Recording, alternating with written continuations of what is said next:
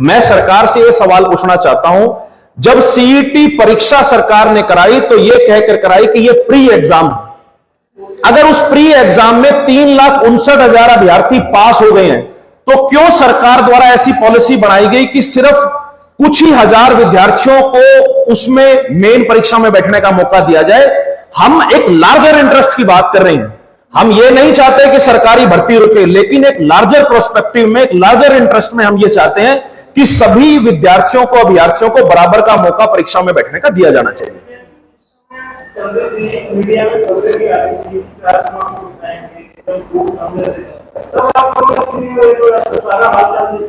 नहीं, बिल्कुल उस समय भी आवाज उठाई गई, लेकिन जो प्रोसेस था 4 गुना बुलाने का, जो 4 गुना बुलाने का प्रोसेस था, जब ये एग्जाम हुआ उसके बाद जब चीजें निकल के आई, अभ्यर्थियों ने हमसे संपर्क किया, जो सीईटी के अभ्यर्थी हैं, जो इससे कहीं ना कहीं पीड़ित हैं इस पॉलिसी की वजह से, उन्होंने हमसे संपर्क किया, तब ये चीजें उठ के आई। मीडिया में भी उस समय ज्यादा ये चीजें हाईलाइट हुई और इसलिए हमने इसका लगातार विरोध किया। अगर रूल्स के मुताबिक इसमें बदलाव किया जाता है कि 10-15 माह भी जितना भी आप बोल रहे हो, तो क्या लगता है कि जो पहले 4 वाले हैं कोर्ट में जाएंगे, सारी प्रक्रिया जाएगी? देखिए, ऐसा है, जो इसका गेजेटेड नोटिफिकेशन है उसके अंदर एक क्लॉज अमेंडमेंट का भी है। हरियाणा सरकार के पास ये ताकत है कि हरियाणा सरकार कभी भी चाहे उसके अंदर अमेंडमेंट कर सकती है।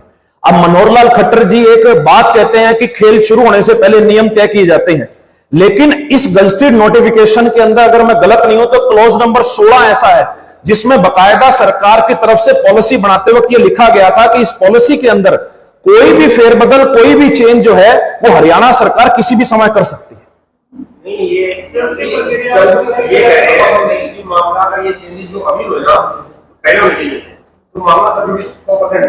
देखिए, ये हरियाणा सरकार की गलती है ना जी।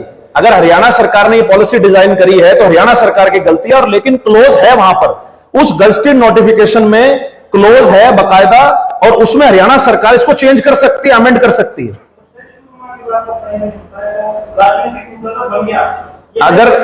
अगर प्रोसेस शुरू होने के बाद नहीं होता तो मुझे लगता है उस क्लोज को भी डालने का उसके अंदर कोई मतलब नहीं था। अगर उसको अंदर क्लोज डाला हुआ है तो इट मीन सरकार के पास कहीं ना कहीं सरकार उसको बदल सकती है, सरकार उसमें फेरबदल कर सकती है।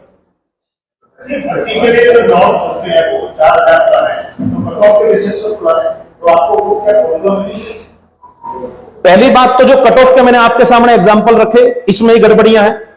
दूसरी चीज ये है कि जो 4 गुना पॉलिसी में बुलाया जा रहा है उसके अंतर्गत एक ही विद्यार्थियों को, अगर मान लो मैंने पटवारी का पेपर भरा, मैंने पटवारी के जैसे 4 पेपर और भरे, और अगर मैं टॉप का अभ्यर्थी हूं तो मुझे 4 बार परीक्षाओं में बैठने का मौका मिलेगा, लेकिन उसकी वजह से जो बाकी अभ्यर्थी हैं उनका मौका, कहीं ना कहीं उनका चांस हरियाणा सरकार इस पॉलिसी के माध्यम से खा रही है। हम इसलिए बार बार कह रहे हैं इसमें कुछ ही हजार विद्यार्थियों को बार बार परीक्षा में बैठने का मौका मिलेगा, जबकि जो नीचे के विद्यार्थी हैं, जो 3.5 लाख बच्चे जिन्होंने पेपर पास किया है, उन तक कभी भी पेपर में बैठने का मौका ही नहीं दिया जाएगा।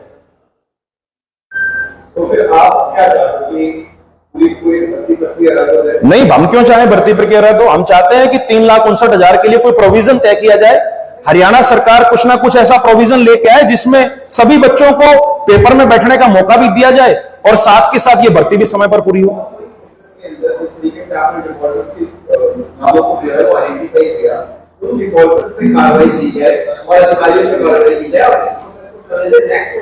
देखिए, इसमें अभ्यर्थियों की कोई गलती नहीं है, अभ्यर्थियों की कोई गलती नहीं है। रिजल्ट जारी किया गया आयोग के द्वारा।